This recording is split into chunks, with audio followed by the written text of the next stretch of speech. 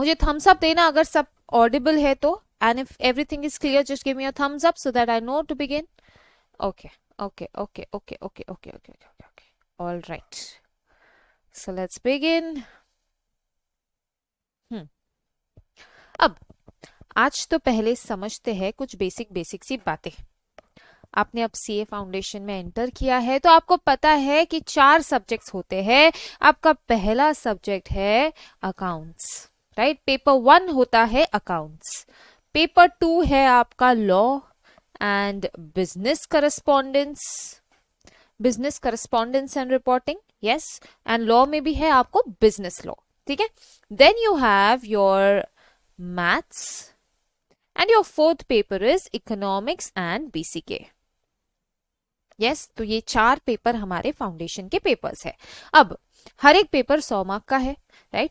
अब हर एक paper 100 mark का है, बट ये दोनों पेपर्स आपके, सॉरी नॉट ऑब्जेक्टिव, ये दोनों पेपर्स आपके होने वाले हैं सब्जेक्टिव. मैम सब्जेक्टिव का मीनिंग, सब्जेक्टिव मतलब जहां पर एमसीक्यूज नहीं आने वाले हैं वहां पर आपको पूरा का पूरा लिखना पड़ेगा सब कुछ. जैसे हम 10th स्टैंडर्ड के पेपर्स लिखते थे वैसे ही हमें लॉ, अकाउंट्स, बीसीके के पेपर्स, बीसीआर के पेपर्स लिखने हैं. आपका maths, economics and BCK is going to be your objective papers, MCQ with negative marking, yes, with a pinch of salt, that is negative markings. Okay, so beginning with accounts and law, जो आपका subjective paper है, मैं आपको पढ़ाने वाली हूँ आपका law वाला part. Okay, now law और BCR. Your law is going to be for 60 marks. And your BCR, that's business correspondence and reporting. Ma'am ये क्या है business correspondence and reporting? उसमें आपके English related, vocabulary related, communication related, reports related ये सारी चीजें होने वाली है, ठीक है. So again that's a easy and light weight subject. Law easy है बट इंपॉर्टेंट ज्यादा है from your higher classes perspective, from your higher levels perspective, from your inter perspective, from your CA final articleship perspective. law important है, BCR is as well as important, but इसका आगे carry forward नहीं है आपको, ठीक है. law का carry forward है आपको. so this law we are going to study like अच्छे से कर लेना. यही लेवल पर बेस अगर फाउंडेशन अच्छे से बना लेंगे ना तो आगे दिक्कत नहीं आएगी इंटर और फाइनल लेवल पर, ठीक है. So this is gonna be for 60 marks, this is gonna be for 40 marks. Okay, 60 marks में मैम कैसे आएगा? टोटल आपको होंगे 6 क्वेश्चंस. Okay, 6 questions. अब 6 क्वेश्चंस मतलब ऐसे 1 2 3 4 5 6 ये मेन हेडिंग क्वेश्चंस होंगे. मतलब question 1 is going to be compulsory question जिसमें आपको 3 4 5 ऐसे क्वेश्चंस होंगे, सब क्वेश्चंस होंगे. देन क्वेश्चन 2 से लेकर क्वेश्चन नंबर 6 में से आपको कोई भी 4 अटेम्प्ट करने हैं. Attempt any 4. तो बेसिकली एक क्वेश्चन आप ऑप्शन पर डाल सकते हो.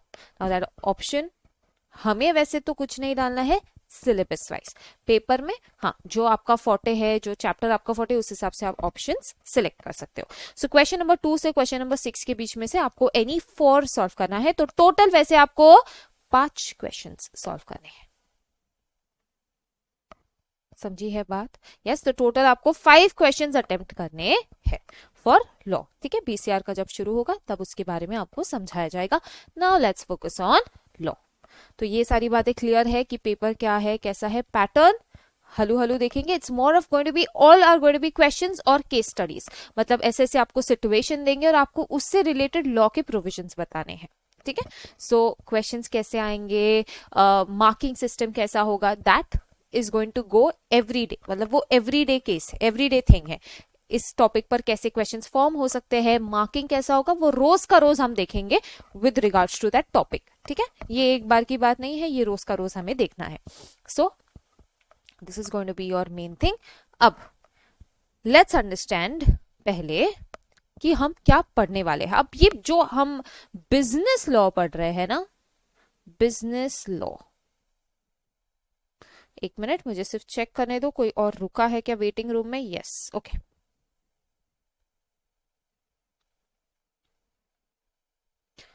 दीक्षा, you can leave the meeting जब आपको निकलना है. Then tomorrow just ask your friend कि आप क्या क्या हुआ था लेक्चर में. Okay, business laws. अब बिजनेस लॉस ये हमारे सिलेबस में है.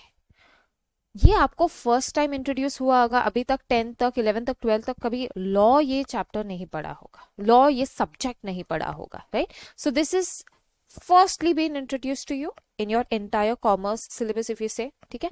10th तक सिविक्स था जिसमें थोड़ा बहुत लॉ था हमारे लिए, बट अब जो एक्चुअल लॉ हम पढ़ने वाले वो अभी से शुरू होगा इन द फाउंडेशन लेवल, ठीक है? अब तो इसीलिए आपको कुछ एज सच आइडिया नहीं होगा, इसीलिए पहले हम स्टार्ट करेंगे विद अ बेसिक क्वेश्चन जिसका आंसर आप देने की कोशिश करोगे। What is law? What is law? चलो बच्चों चैट बॉक्स में let this be as interactive as possible, आपको जो भी आता है जस्ट पुट इट आउट, ठीक है? नॉट नेसेसरी करेक्ट हो रॉन्ग हो, don't just worry about it, put your answers. अगर कुछ लग रहा है प्राइवेटली चैट में डालो बट लिखो, ठीक है? So be as interactive as possible, तभी मजा आएगा सीखने में। ओके, कुछ says rules and regulations, Harsh says कानून, rules, very good. Set of rules and regulations, regulations, legally, what is legally? Rules, rules, okay, legal work, rules, rules, very good, very good. आप सबको पता है क्या होता है? Provisions set up to resolve business problems, okay, that's been specific, okay. Set of rules, regulations, very good. So you all already know what is law, okay. चलो मैं कुछ आपको पॉइंट्स डालती हूँ, उससे रिलेटेड अब मुझे बोलना व्हाट इज लॉ। अब मैं कुछ सेंटेंसेस बोलूंगी, उस हिसाब से आपको बोलना है लॉ क्या है, ठीक है? We are studying law. Sentence number 1, we are studying law और ma'am is teaching us law, ठीक है? I am studying in a law college. I am studying in a law college. Sentence number 2. 3, Mr. A has been practicing law. Has been practicing law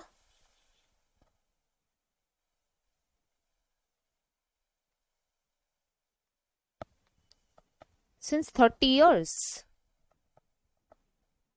Statement number 3. We all have to obey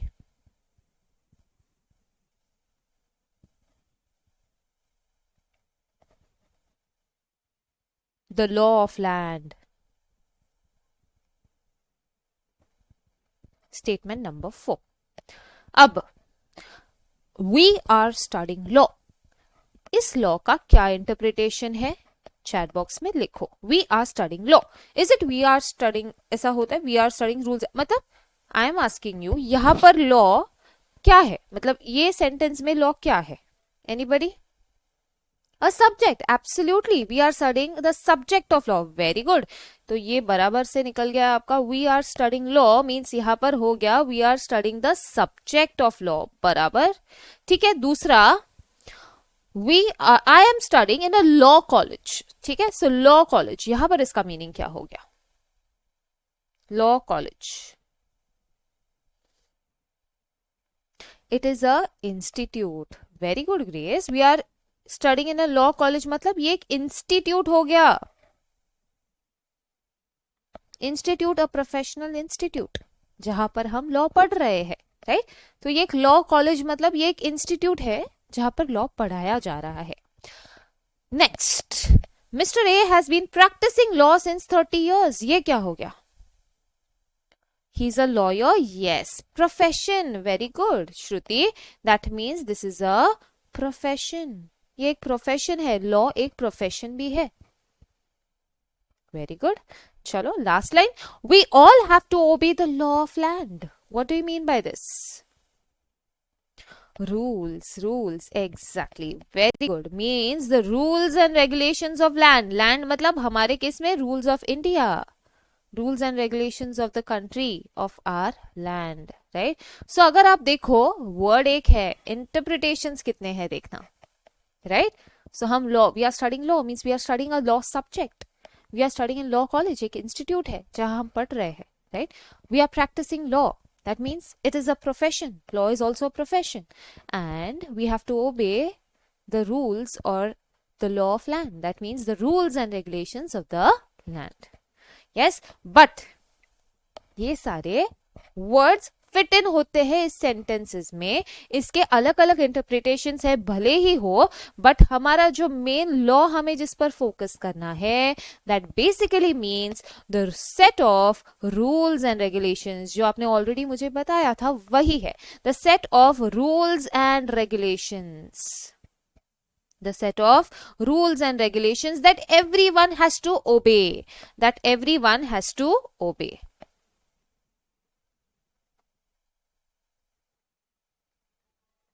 okay, ये बात समझ आई है हमें। अब दूसरी बात, कौन बनाता है ये law? Who makes the law? Who makes the law?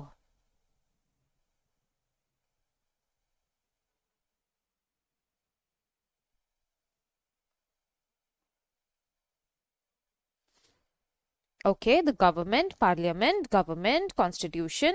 Okay, the parliament. Absolutely right answers. Very good, fantastic. Law is being made by the Parliament of India. Parliament of India. That means the government of India. Yes. Law कौन बनाता है? The Parliament of India. Right? तो हमेशा law अगर आप देखो तो कौन बनाएगा? Someone who is a higher authority. Someone who is a higher authority. तो कहीं पे भी जाओ आप, कुछ ना कुछ रूल्स एंड रेगुलेशंस होते हैं, right? So law is also set of rules and regulations. तो जनरली आपके फैमिली में भी कुछ ना कुछ रूल्स एंड रेगुलेशंस होंगे, but way rules and regulations कौन बनाता है? जो कोई ना कोई बड़ा हो, कोई ना कोई हायर अथॉरिटी वाला हो। हाँ, इंडिया में लॉज कौन बनाता है? Parliament of India. But generally rules and regulations या लॉ कौन बनाता है? It is the law of our college, it is the law of our family, or it is the rules and regulations of our family. ये कौन बनाता है? Someone who is a higher authority, right? Someone जो आपके ऊपर है, आपके parents, आपके ग्रैंड पेरेंट्स आपके लिए लॉज या रूल्स बनाएंगे आपके घर के लिए। Like rules can be anything, कि इतने इतने टाइम से पहले घर आना है, राइट? या फिर डिनर सबने साथ में करना है। All these are set of rules and regulations जो हमारे फैमिली को बिलोंग करते हैं। Someone who is higher authority makes the law. तो इंडिया में लॉ कौन बनाता है? The parliament of India. ठीक है, आगे। Does anybody know what is the difference between law and act? अब ये क्वेश्चन मैं क्यों पूछ रही हूं, पहले उसके लिए आपका सिलेबस देखते हैं। What is your syllabus? ठीक है, पहला चैप्टर या पहला यूनिट जो है आपके सिलेबस में, it is the Indian contract act.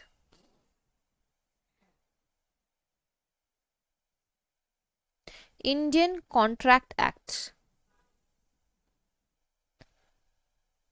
1872। ये जो एक्ट आया है ना, ये ब्रिटिशर्स ने बनाया हुआ है। मतलब ऑब्वियसली हमने उसे काफी सारा मॉडिफाई किया है हमारे हिसाब से, पर इंडिपेंडेंस के पहले वाला लॉ है ये। ठीक है, तो ऑब्वियसली ब्रिटिशर्स का इसमें काफी सारा कंट्रीब्यूशन रहा है। So Indian contract act has been made before the independence. Yes, and अगर आप पढ़ोगे, जब हम लॉ पढ़ेंगे आप देखोगे काफी सारे इंग्लिश केस लॉज है, काफी सारे ब्रिटिशर्स रिलेटेड केस लॉज है, right? Why? Because that was made by the Britishers. The main structure was made by the Britishers. ठीक है? So the law is before the independence. It's 1872. Next, we are going to study about the Sale of Goods Act. That's going to be your unit 2. Sale of Goods Act 1930. Yes. फिर हम पढ़ेंगे the Partnership Act. That's 1932. Partnership Act 1932. उसके बाद है the LLP Act, Limited Liability Partnership Act. That's 2008 वाला act. Yes, and lastly, the very important act from inter and final perspective, the inter level and final perspective, is your Companies Act 2013. Companies Act 2013. तो ये basically 5 ही acts है जो हमें पढ़ने हैं। ठीक है, Indian contract act, sales of good act, partnership act, LLP act and companies act. Ma'am, syllabus का नाम है लॉ और यहां हम पढ़ रहे हैं एक्ट्स, तो Indian contract act, sale of goods act, ऐसा क्यों नहीं है Indian contract laws, sale of goods laws, ऐसा क्यों नहीं है? Why is it called as act? तो anybody would like to tell me what is the difference. Okay, Sai has an answer. Law is applicable to all the people or citizens. Act is made for a particular segment who faces related problems. Maybe act is passed in the parliament and law is compulsory from the government. Krishna, you are close enough to the answer. Very good answer. It is passed by the parliament. Okay. Act means document or fact. Okay, good, Sharvari. Close by. Yes. Come on. Y'all can answer. I'll give you a minute, one more minute. Anybody wants to type in or anybody wants to on their mic and say, y'all can say whatever y'all know about it. So, Aaj, let's keep it interactive. Law is a rule. Act means approved by the government. Yes, Harsh, good. It is approved by the government. Close enough. Good. Okay. Act is follow-up of the rule. Oh, not actually. Or kuch. Anybody more. Come on. Act is formed by law. Yes, you can say that. Act is formed by law. New case introduced. Any new case introduced? Not really. Application of the rule, grace, not really. Act is formed. हाँ, वो ठीक है. Something said which is agreed by government. Yes, agreed by the government. Close enough. Great. I am happy that you all are interacting. Others learn to interact. जो भी आता है बोल दो, कोई जरूरत नहीं है सही हो गलत हो, not a problem. Nobody is judging you here. Okay. Now let me tell you the difference. Okay. Law. आपने ऑलरेडी मुझे बताया ये लॉ क्या होता है. ये सेट ऑफ मैम, ये set of rules and regulations होता है जो गवर्नमेंट, जो पार्लियामेंट ऑफ इंडिया बनाता है. ठीक है मैम. एक्ट क्या होता है? ठीक है. एक्ट. सिविक्स. आपको हिस्ट्री में सिविक्स एक पार्ट था, history and civics. Yes, civics में हमने पढ़ा था there are two houses of the parliament. Okay, which are the two houses of the parliament? Which are the two houses of the parliament? Come on. Lok Sabha and the Rajya Sabha. Perfect answer. Lok Sabha and the Rajya Sabha. Very good. There are two houses of the parliament, one being the Rajya Sabha and one being the Lok Sabha.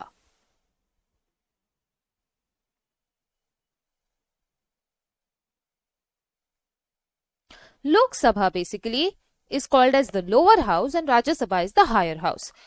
But Lok Sabha is a more powerful house, right? Lok Sabha means जो हमारे common persons होते हैं उनके representatives जिन्हें हम चुनते हैं. We basic public जिन्हें चुनते हैं, that is called as the elected representatives, the elected members. So the elected members, the elected MPs जिसे हम चुनते हैं are the members of the Lok Sabha, right? And the representatives are the Rajya Sabha. ठीक है, तो ये राज्य सभा are not elected by the public, right? So ये ministries ही उन्हें चुनते हैं, that's the राज्य सभा. ठीक है, तो we know there are two houses of the parliament. अब कोई भी लॉ को अगर एक्ट बनाना है तो basically act is a baby of law. Act is a baby of law. Laws में से ही एक एक्ट बनता है. ठीक है, अब ये contract act, sale of goods act, ये सारे लॉज के बेबीज है. मतलब कि ये सारे लॉज है, बट ये सारे लॉज को, मतलब लॉज इंडिया में बहुत सारे हैं और अलग अलग टॉपिक्स से रिलेटेड है. ठीक है, there can be marriage laws, there can be family laws, there can be contract laws, there can be criminal laws, बहुत अलग अलग टाइप्स ऑफ लॉज है. ठीक है, अब ये लॉज को जब पर्टिकुलर ग्रुप्स में बनाया जाता है और जब उसे राज्यसभा और लोकसभा के थ्रू एक अप्रूवल मिलता है along with the president approval, वो बन जाता है एक्ट. ठीक है, तो बेसिकली कोई भी लॉ को एक एक्ट बनाने के लिए क्या करना होता है? लॉ को एक्ट बनाने के लिए एक बिल पास करना होता है. बिल पास करना पड़ता है. Bill, it is a document जिसमें वो सारे लॉज लिखे होते हैं. ठीक है, वो बिल दोनों हाउसेस में छोड़ दिया जाता है फॉर अप्रूवल. ठीक है, तो दोनों हाउसेस में वो बिल डाल देंगे. राज्यसभा के रिप्रेजेंटेटिव्स, लोकसभा के representatives will do a extensive brainstorming over those bills. ठीक है, वो अपने राय बताएंगे, कुछ अगर उनको नहीं चाहिए वो हटा देंगे बाय मेजोरिटी. ठीक है, वो सब मेजोरिटी के हिसाब से होगा. तो ये सब अप्रूवल आने में काफी सारा टाइम लगता है. It is a time taking process. तो कभी कभी 2 महीने में भी एक्ट बन जाता है, कभी कभी साल भर भी लग जाता है. यस, 2-3 साल भी लग जाते हैं. सो दोनों हाउसेस ऑफ द पार्लियामेंट में बिल पास होने के बाद ये दोनों अपना अप्रूवल देते हैं. ठीक है, अप्रूवल आने के बाद क्या इतना सफिशिएंट है एक्ट बनने के लिए, या और एक स्टेप होता है? Can anybody identify the step? चलो, मैंने आई थिंक बोल भी दिया था वो, अगर आप यू नो वो स्टेप मैंने बोल भी दिया था. If you could identify the step. 1 second. President should approve them. Yes, the president should approve. The president's approval. Exactly. Everyone are giving the right answer. 1 minute. Let me just open the chat box. Yes. President sign. President approval. Very good. तो ये दोनों, ये जो bill है उसे पास होने के बाद उसका अप्रूवल आना चाहिए, या उस पर प्रेसिडेंट ने साइन करनी चाहिए. और जब हमारे प्रेसिडेंट जब उन पर साइन करेंगे, वो लॉ हमारा हो जाएगा एक्ट. यस, तो कैसे बना है Indian contract act, sale of goods act, partnership act, जो जो हम पढ़ने वाले हैं वो बना कैसे है? ये पहले दोनों हाउसेस ऑफ पार्लियामेंट में गया, उन्होंने सब कुछ पढ़ा, अच्छे से सब कुछ देख लिया, फिर वो प्रेसिडेंट के पास गया, प्रेसिडेंट ने अच्छे से पढ़ा, उन्होंने अप्रूवल दिया, और फिर वो बना है एक्ट. बात समझी है? What is the difference between law and act? And इसीलिए ये एक्ट क्यों, हमें एक्ट क्यों उसे बुला रहे हैं, ये समझा है आपको, right? It is been approved by the both the houses of the parliament. तो एक्ट में भी लॉ ही दिया है, but it is approved law. ठीक है, बाकी लॉज मैम अप्रूव नहीं है, फॉलो नहीं किया तो भी चलेगा? No, that's not the case. सारे लॉज फॉलो करना बहुत इंपॉर्टेंट है. Law basically means something that you have to follow, and if you don't follow you can be taken to the court of law. आपको court तक लेकर जा सकता है कोई भी, अगर आप वो फॉलो नहीं करते हो तो. दैट इज बेसिकली लॉ, जिसके लिए एक लीगल रेमेडी होती है. Something that has legal remedy is called as law. ठीक है, तो something that is happening unjust in the society, something that is happening wrong in the society, उसके लिए अगर आपको जस्टिस चाहिए तो उसके लिए किसकी जरूरत है? लॉ की जरूरत है. You can go to the court of law and take justice from there. इसीलिए लॉ की जरूरत है. राइट, सो लॉज सारे फॉलो करना बहुत इंपॉर्टेंट है. इन लॉज को एक स्पेसिफिक ग्रुप्स बनाए हैं एंड वो पार्लियामेंट ने पास थ्रू किए हैं. That has become as act. उसे एक्ट बुलाया जाता है जस्ट फॉर क्लासिफिकेशन पर्पस. समझा है the difference between law and act? ये इंपॉर्टेंट है. ये आपके सिलेबस में नहीं, इस पर क्वेश्चन नहीं आने वाला, बट जो हम पढ़ रहे हैं उसे समझना ज्यादा इंपॉर्टेंट है. जस्ट ऐसे ही अगर सब्जेक्ट स्टार्ट कर लेंगे तो मजा नहीं आएगा. इट्स बेटर वी अंडरस्टैंड कि क्या पढ़ रहे हैं, फिर पढ़ने में मजा आता है ना? सो पहले समझो कि क्यों पढ़ रहे हैं, क्या पढ़ रहे हैं, क्या यूजफुलनेस है उसका, क्या सिर्फ एग्जाम पर्पस के लिए पढ़ रहे हैं या उसका एक्चुअल में लाइफ में भी उसका काफी इंपैक्ट होने वाला है, फिर मजा आएगा. बराबर है? ठीक है, so we have understood the difference between law and act. Okay, अब tell me why do you need law? Right, why do we need law? Law की जरूरत क्या है? क्या जरूरत है लॉ, इतना टीडियस प्रोसेस करने की जरूरत क्या है? एक तो मैंने आपको रीजन बता दिया, बाकी रीजंस आपसे आने दो. For the smooth functioning, yes very good, smooth functioning of the country, smooth run, okay, it maintains rules and regulations, okay. For the coordination purpose, yes you can say that. Then for all procedures, okay, for all procedures, yes, more, come on, coordination. अच्छा, और कुछ? for justice, very good, for justice, come on, come up, more, to keep people disciplined, yes, exactly. if there is no law, people will behave like animals tomorrow. अगर उनको डर ही नहीं है किसी का, everyone is behind money, they'll do anything for money. Right, anyone will take any kind of revenge without having any kind of fear. People will behave like animals. So to bring in discipline amongst people, law is required, right? Without law, okay, to keep people disciplined, then for equality, very good, Grace, for equality you need law so that people are treated equally. If there is some inequality in the society, you can go to the court of law.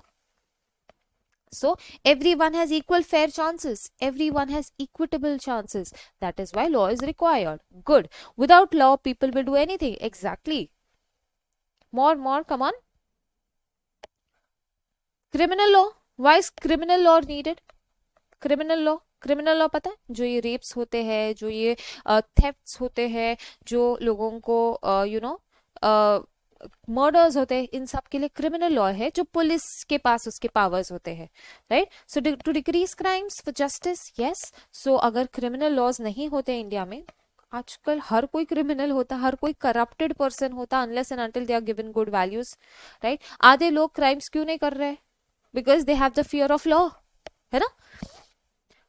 Fairness, prevention of crime, for fairness to decrease the crime, exactly, right. तो ये जब terrorist attacks होते हैं, जो wraps होते हैं, जो सारे क्राइम्स, करप्शन क्राइम्स, जो सारे कुछ होते हैं, उसके लिए लॉ की बहुत जरूरत है, तब जाकर लोगों को जस्टिस मिलेगा, है ना.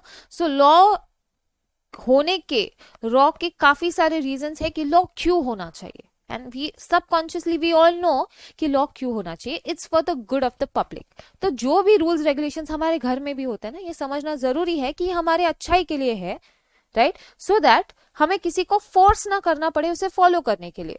तो वैसे ही पब्लिक ने भी समझना चाहिए कि जो रूल्स एंड रेगुलेशंस है, जो लॉज है, वो हमारे अच्छे के लिए बने हैं, सो दैट किसी को फोर्स नहीं करना पड़े कि आपको ये फॉलो ही करना है. अगर सब लोग समझेंगे कि ये सारी चीजें, ट्रैफिक लॉज या जो भी लॉज है, ये हमारे अच्छे के लिए है, then everyone will automatically start following it, है ना. कुछ फोर्स नहीं करना पड़ेगा लोगों पर. Okay, so we all know why law is needed. अब okay, now who makes laws, ये आपने बताया है, ठीक है. बट मुझे और थोड़ा सा इस पर क्लैरिफिकेशन देने दो. There are certain branches or certain organs of the government.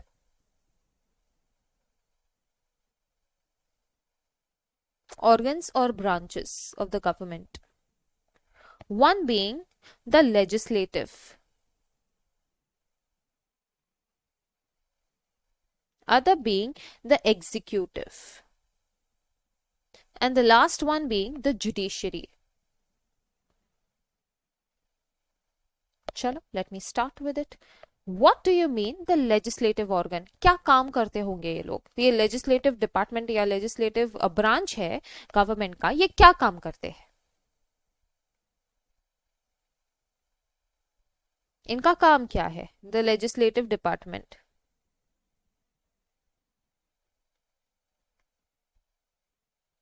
Making of law. Who makes law? Exactly. Yes, yes, yes. Come on, more. Justice and control, making of law, approving the law, to formulate laws, lawmaker. Exactly. They are the lawmakers. The legislative department is the lawmakers. So they make law. तो इनका काम क्या है?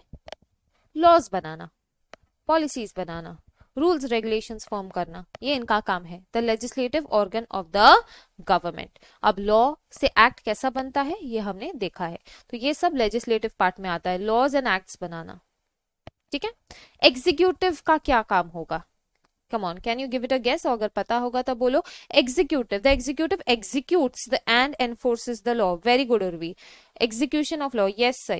Execution, exactly the right word. Implementation, who said that? Krishna, very good. Kush, very good. Implementation of law, that's the easy word to understand it. जो law को implement करेगा, जो law को execute करेगा, that is their job. जो भी laws बनाए गए हैं उसे प्रॉपर पब्लिक में उसे इंप्लीमेंट करना, that is executive. Yes, that implements the law. Important है, यस, इंपॉर्टेंट है आपके मेजर अंडरस्टैंडिंग के लिए. आगे भी आपको समझेगा इससे ही कि कौन से डिपार्टमेंट्स क्या क्या काम करता है. जुडिशरी, जुडिशरी का क्या काम है? 1 minute, let me just.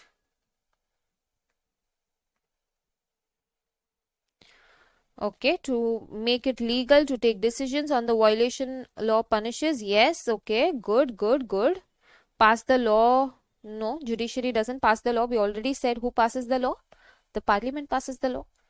Okay, application of law, application and interpretation, implementation is been done by the executive body. Punishes who disobeys, yes, okay. Punishes who disobeys, yes, okay. Judiciary का काम है to protect the law. Law को protect करना. तो जो आपने answers बोले वो एप्ट है. लॉ को कोई अगर डिसोबे करे तो उनको लाइन पर लाना, उनको पनिश करना, लोगों को जस्टिस देना is the work of the judiciary. तो हम कोर्ट क्यों जाते हैं? For justice, to punish the wrong doers, right? So to protect the law is the job of the judiciary function. तो कितने डिपार्टमेंट्स है, कितने ऑर्गन्स है? 3 ब्रांचेस है, legislative branch, executive branch and the judiciary branch. अब हर एक का कुछ ना कुछ काम है, राइट? लेजिस्लेटिव का क्या काम होगा? To make the laws. फिर एग्जीक्यूटिव का क्या काम होगा? To implement those laws which are been made by the legislative organ. और जुडिशरी का क्या काम होगा? To protect those laws. जो लॉज बनाए गए हैं उसे अच्छे से प्रोटेक्ट करके रखना. अगर जुडिशरी फंक्शन नहीं होता तो क्या होता? कोई लॉज फॉलो ही नहीं करता, उन्हें पता है कि कुछ होने नहीं वाला है, लॉज फॉलो करो नहीं करो कोई प्रॉब्लम नहीं. इसलिए जुडिशरी फंक्शन का होना इंपॉर्टेंट है. वैसे हर एक फंक्शन का होना इंपॉर्टेंट है. एग्जीक्यूटिव फंक्शन अगर नहीं होता तो सिर्फ पेपर पर लॉज होते, कोई लॉ को फॉलो ही नहीं करता, कोई इंप्लीमेंट ही नहीं करता उसे, right? So every function is important, B it legislative, executive, judiciary. तो 3 फंक्शंस है, हर एक के डिपार्टमेंट्स हमने समझे हैं. ठीक है, अब समझते हैं टाइप्स ऑफ लॉज. कितने टाइप्स ऑफ लॉज है हमारी कंट्री में? तो वैसे बहुत सारे टाइप्स ऑफ लॉज है, ठीक है, अलग अलग टाइप्स ऑफ लॉज है. मैं आपके अंडरस्टैंडिंग के लिए 2 ब्रॉड क्लासिफिकेशंस करने वाली हूं. One being the public law and other being the private or civil laws. Private or civil laws. Now, what do you mean by public law? Public law is the law between the government and the organizations. जो general सब लोगों पर लागू होता है, ठीक है? So public law is between the government, the organizations and all the individuals. It is applicable to everybody. It is also applicable to the government. It is also applicable to all the organizations. Yes, तो जो basically हमारे taxation laws होते हैं, जो हमारे administrative laws होते हैं, जो गवर्नमेंट पर applicable. Administrative laws means that is particularly for the government, right? जो मतलब जो सब लोगों के लिए एप्लीकेबल है, that is the public law. ठीक है? प्राइवेट लॉज मीन्स नाम से ही समझ रहे हैं, दैट इज बीन प्राइवेट. तो स्पेशली अगर मैं एग्जाम्पल दूं, एग्जाम्पल से समझते हैं. अगर 2 लोगों में डिस्प्यूट हो रहा है, राइट, तो जो भी लॉ होगा, जो भी ऑर्डर होगा, वो सिर्फ 2 लोगों पर एप्लीकेबल होगा, दैट इज प्राइवेट लॉ. ठीक है? तो जब कोई लॉ स्पेसिफिक एक पर्टिकुलर चीज के लिए, स्पेसिफिक इंडिविजुअल्स के लिए है, दैट इज प्राइवेट लॉ. तो to solve that dispute you will require some type of law. Law में कहीं तो उसके बारे में बताया गया होगा, राइट? तो मान लो अगर 2 लोगों में कुछ चीज हो गया, राइट, मान लो हम दोनों में डिस्प्यूट हुआ है with regards to some business issue. तो इस बिजनेस इश्यू को सॉल्व करने के लिए लॉ में कुछ ना कुछ प्रोविजन दिया होगा, राइट? अब वो लॉ में जो प्रोविजन दिया है वो सब पर एप्लीकेबल नहीं होगा. सब लोग बिजनेस नहीं कर रहे हैं, हम दोनों बिजनेस कर रहे थे, हम दोनों में वो टाइप वाला डिस्प्यूट हुआ है एंड उस टाइप से रिलेटेड वाला लॉ हम पढ़ने वाले हैं, दैट्स प्राइवेट और सिविल लॉ. ठीक है? तो फर्स्ट जो लॉ हम पढ़ने वाले हैं ना, कॉन्ट्रैक्ट एक्ट. तो जो लोग कॉन्ट्रैक्ट में एंटर करते हैं, सिर्फ उनके लिए वो लॉ बनाया गया है, so that is private law. ठीक है? तो that is only applicable to some set of individuals और individuals who relate to that specific law, ऐसा बोल सकते हो. ठीक है? सो जो कॉन्ट्रैक्ट एक्ट हम पढ़ने वाले हैं वो कौन से ब्रांच ऑफ लॉ है? That's civil branch of law. एक होता है criminal law. Criminal law generally जो पुलिस लोग उसे इंप्लीमेंट करते हैं, that is for the people who are doing corruption, murders and all, जो क्राइम्स होते हैं उसके लिए बनता है हमारा क्रिमिनल लॉ. यस, कुछ हो सकता है हमारा फैमिली लॉज, जिसमें आप क्या आ सकते हैं, marriage laws, then you can have your divorce laws, then ऐसे जो फैमिली रिलेटेड मेंटेनेंस लॉज कि कौन किसकी कस्टडी लेगा.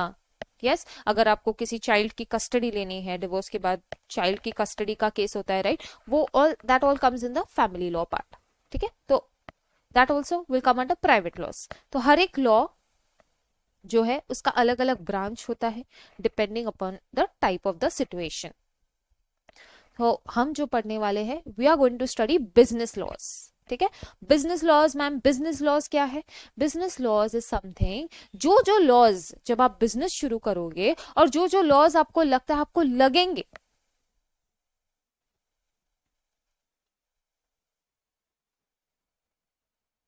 ओके।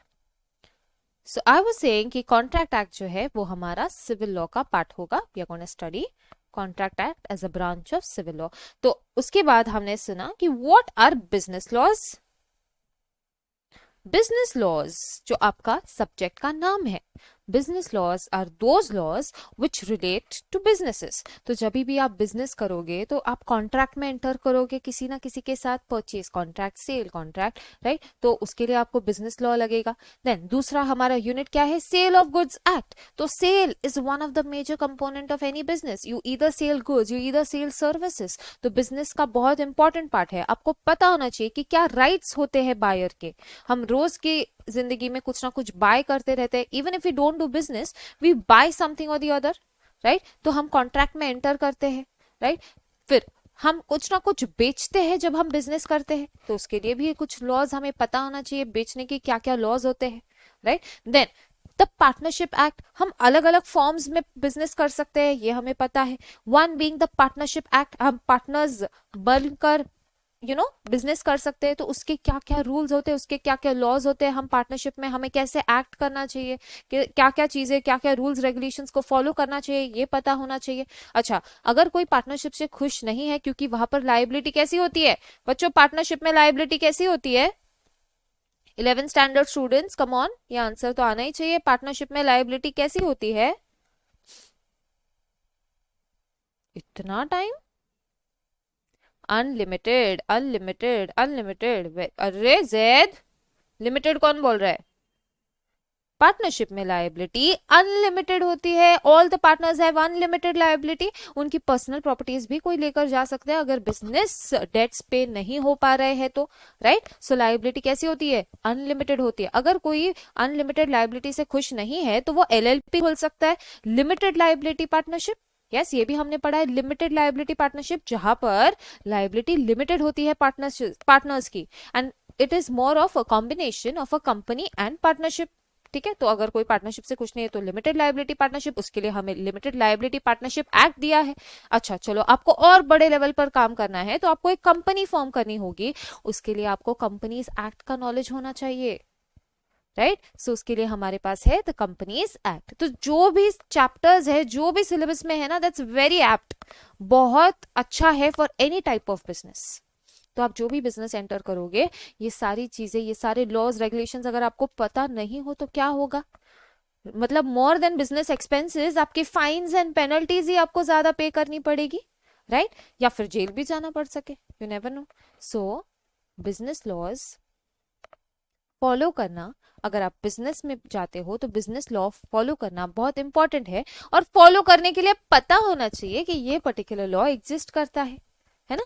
तो इसीलिए आपको अभी से ये सब लॉस पढ़ाए जाते हैं।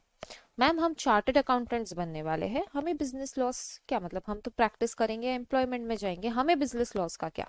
बच्चों, आप ऑडिट करोगे जाकर बिजनेसेस का, तो वहां तो चेक करना पड़ेगा ना बिजनेस लॉ फॉलो कर रहा है या नहीं, वो पर्टिकुलर कंपनी, वो पर्टिकुलर पार्टनरशिप फर्म उनके रूल्स रेगुलेशंस फॉलो कर रहा है या नहीं, ये तो चेक करना पड़ेगा, राइट। तो इसलिए आपको नॉलेज होना चाहिए कि क्या है बिजनेस लॉज, तभी तो आपको समझेगा।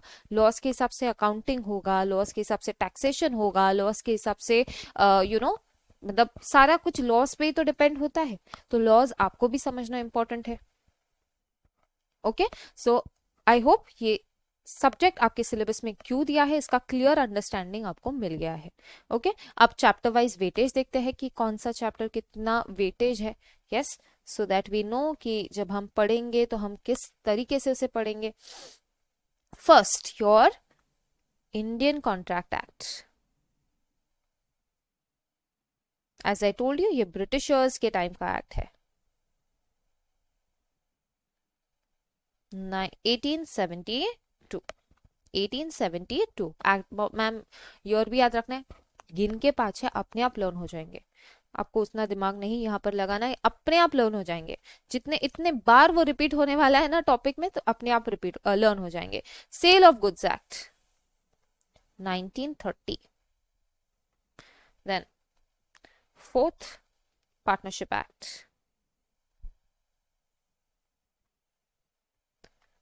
1932। So as I told you, ये सेल ऑफ गुड्स एक्ट और जो पार्टनरशिप एक्ट है ये पहले कॉन्ट्रैक्ट एक्ट के ही पार्ट थे, बट 1930 में मतलब कॉन्ट्रैक्ट एक्ट के अंदर ही कुछ सेक्शंस थे जो सेल ऑफ गुड्स पर थे, जो पार्टनरशिप पर थे, ये सब कॉन्ट्रैक्ट का ही पार्ट था, बट 1930 में उसे अलग किया गया एंड 1932 में पार्टनरशिप को अलग किया गया। सो सेल ऑफ गुड्स 1930 में अलग हो गया from the contract act and 1932 में पार्टनरशिप अलग हो गया from the Indian contract act. नहीं तो तीनों एक ही थे, तीनों एक ही का पार्ट था which was Indian contract act, ठीक है, बट उसे सेपरेट कर दिया गया for better classification, better understanding. Then comes the LLP Act 2008 and your last is Companies Act 2013. Let's understand the weightage. पहला जो चैप्टर है उसका आपका वेटेज होगा minimum 25% to 30%. That comes to almost 18 marks. Yes, 18 to 21 marks आपका first chapter में से आएगा. Out of 60 marks, almost 20 तो आप पकड़ के ही चलो, 20 marks. ठीक है, 20 मार्क्स फर्स्ट चैप्टर से आएगा. देन 20 to 25%, 12 से 15 से के मार्क्स के बीच में आएगा from sale of goods act.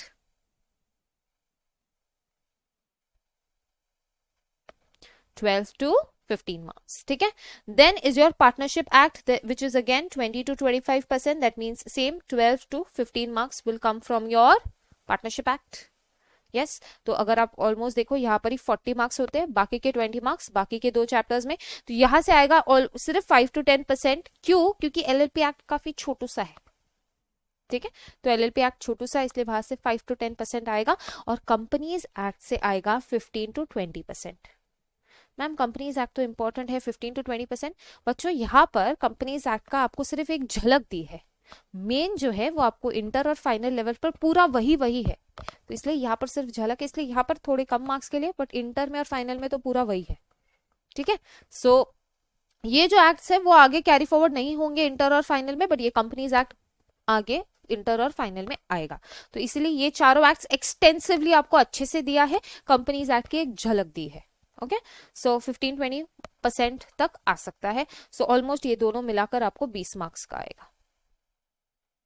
ठीक है, तो ऊपर वाला will come to 5 to 6 marks और बाकी का जो बचेगा will come from the remaining chapters. So main focus is going to be all the chapters. हमारे लिए कोई मेन फोकस नहीं होने वाला है, but yes I will guarantee you कि Indian contract act is going to become your favorite act because बहुत सारे interesting examples and all है, so you'll love that chapter for sure. Even sale of goods act is a very practical act, वहां पर भी मजा आएगा. तो kind of you know it's going to be a good journey. You all won't get bored, I assure you that. हम try करेंगे कि हम बोर ना हो, क्योंकि जितना इंटरैक्शन आपको भी उतना इंटरैक्टिव होना पड़ेगा उसके लिए. अगर आप सोते रहोगे लेक्चर में, that won't do. You have to type, you have to be live in the live chat box, तो तब मजा आएगा. ठीक है, सो कल से शुरू करेंगे विद इंडियन कॉन्ट्रैक्ट एक्ट. अब मेरे आपसे क्या एक्सपेक्टेशंस है इस सब्जेक्ट से रिलेटेड वो सुन लेना अच्छे से. कोशिश यही रहेगी कि आपको यहीं पर एक्ट लर्न करवाया दिया जाए. ठीक है, तो जैसे 11th स्टैंडर्ड स्टूडेंट्स को पता है हम आंसर्स क्लास में ही लर्न करने की कोशिश करते हैं, वैसे ही लॉ भी हम क्लास में ही लर्न करने की कोशिश करेंगे. बट इसका मतलब ये नहीं है कि आप बुक्स ही ना खोलो बाद में लेक्चर के बाद. That won't help, right. Homework रोज का रोज होगा, ताकि जो आपने सुनाई होगा बूंद बूंद से घट भरता है ना. सो रोज का थोड़ा करेंगे, तब जाकर पूरा आप अच्छे से कर पाओगे. सब्जेक्टिव पेपर है, राइटिंग प्रैक्टिस बहुत इंपॉर्टेंट, वेरी मच इंपॉर्टेंट.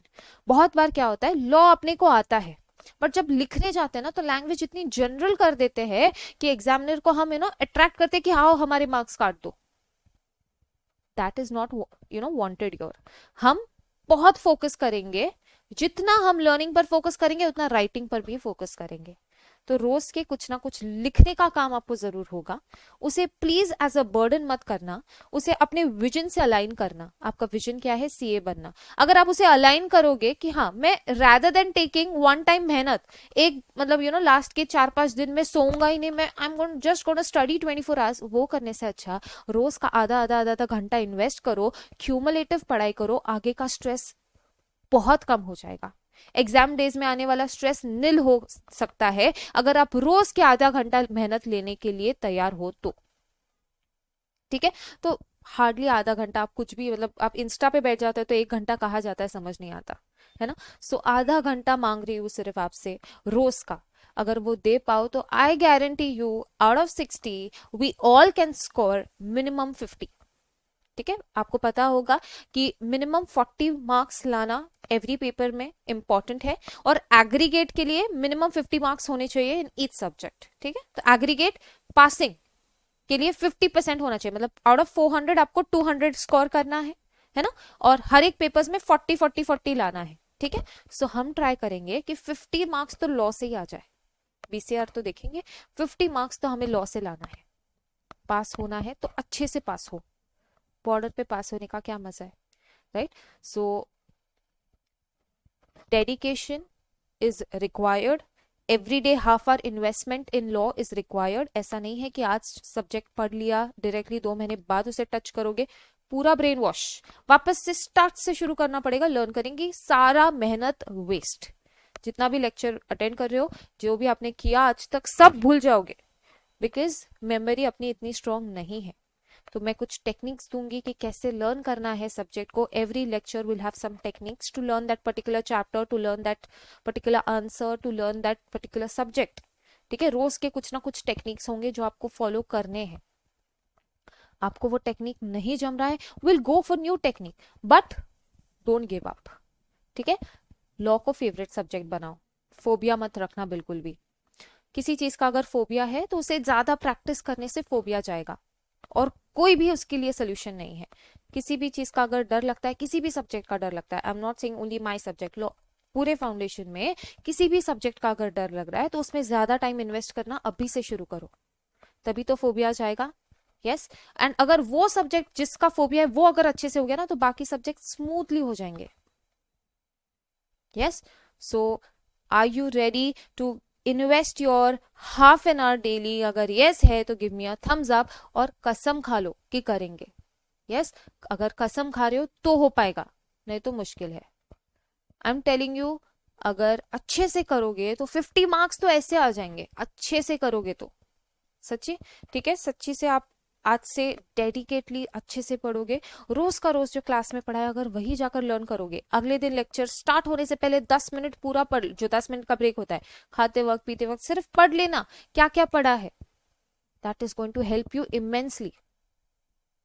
ठीक है, सो आई होप आपको समझा है। हमें एक लॉ के लिए एक नोटबुक लगेगा जिसमें आपको रोज का होमवर्क करना पड़ेगा। ठीक है, जो भी रिटर्न वर्क, जो भी क्वेश्चंस मैं देने वाली हूँ आपको लिखने के लिए। आई नो ये थोड़ा स्टार्ट में बोरिंग लगेगा कि मैम क्वेश्चन आंसर लिखना पड़ता है, I know it's boring, but trust me that is going to help you all immensely. यही आगे काम आने वाला है। ठीक है, सो बोरिंग है तो भी करना है, क्योंकि सीए बनना है। Yes, so all the best students. आज से हम लॉ की जर्नी पर है। Every day half an our investment is required, 1 notebook will be required, जो मैं नोट्स दूंगी वो रिक्वायर्ड होगा। तो फर्स्ट चैप्टर का अगर जम सके तो जेरोक्स ले लो, तब तक सारे नोट्स आपके घर तक पहुंच जाएंगे। ठीक है, सो सिर्फ फर्स्ट चैप्टर का आपको जेरोक्स निकालना पड़ेगा, उसके बाद all the chapters will be provided. First unit का भी फर्स्ट चैप्टर सिर्फ। ठीक है, सो yes, from tomorrow we begin with the Indian Contract Act from 6 to 7. Yes, so see you all tomorrow. Hope. Okay, who passes the bill? Mansi, you weren't present. The bill is passed by both the houses of the parliament. One second, बहुत सारे chat boxes में questions है. Okay, बाकी तो answers है. Okay, the bill is passed by both the houses of the parliament, Lok Sabha and the Rajya Sabha. Then the president accent is given to it, and then it becomes an act. The bill is basically a document जिसमें सारे rules regulations लिखे होते हैं, which is passed by both the houses of the parliament. Harsh, what are you trying to say? In morning, is it possible? मतलब कि क्या lecture you're saying? Morning we have 11th standard 12th standard lectures going on. Soon when we'll have full time batches, तब morning में भी आपको रहेगी classes. So what exactly are you trying to say, Harsh? Okay, fine. In case you have any issues, you can contact us. We can find a solution to that. Okay. All right. So hope students you have understood everything today. Yes, and have a good day. Hope you all like the lecture and hope you all are ready to give the dedication that is required. Okay. All right. So have a good day, everyone. Thank you so much. We meet tomorrow. Thank you. Thank you so much. You all can leave the meeting. Thank you. Thank you, Aishwarya. Thank you. Bye-bye. Bye. Thank you. Bye-bye. See you all. Thank you.